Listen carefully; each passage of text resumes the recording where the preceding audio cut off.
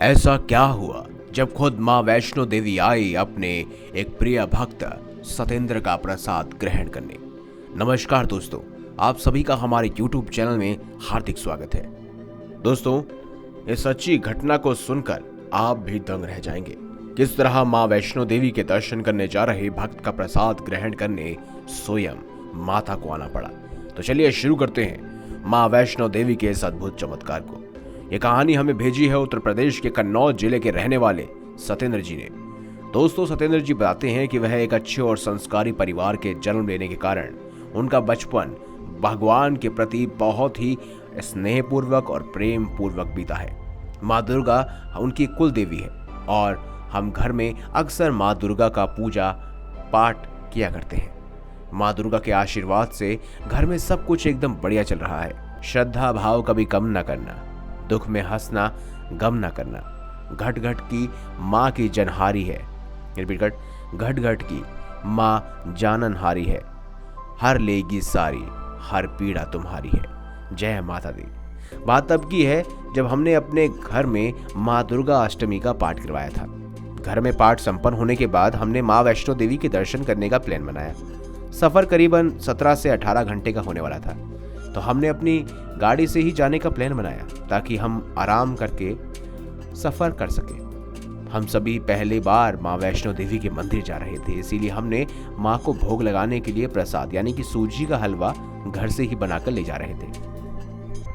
ये बात 10 जनवरी 2014 की है। तब सुबह के 3 बज रहे थे। हम सभी माँ वैष्णो देवी के जयकारे लगा रहे थे और अपना सफर कर रहे थे। जय माँ वैष्णो देवी, जय माँ वैष्णो देवी, जय माँ वैष्णो देवी बोलते बोलते हम अपनी माँ को याद किया कर रहे थे। दोस्तों, हम सब पानीपत, लुधियाना, जालंधर, पठानकोट के रास्ते जम्मू पहुँचे।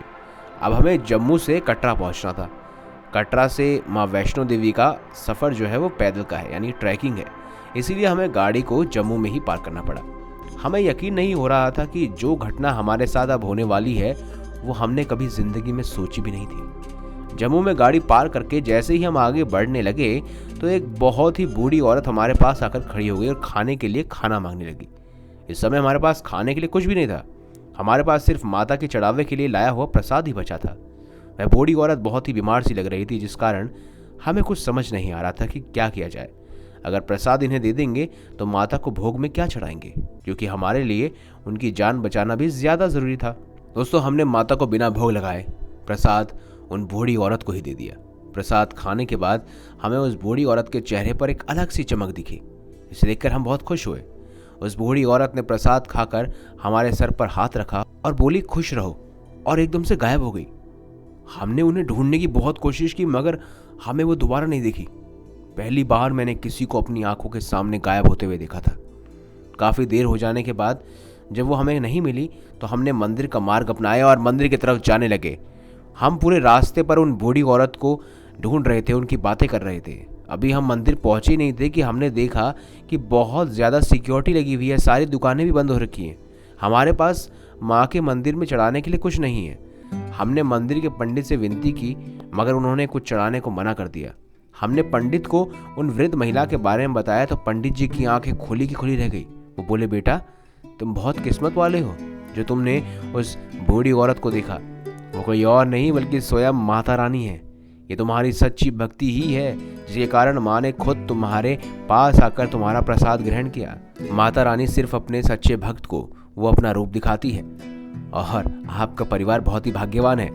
हम एकदम से चकित हो गए और मन ही मन माता का धन्यवाद करने लगे।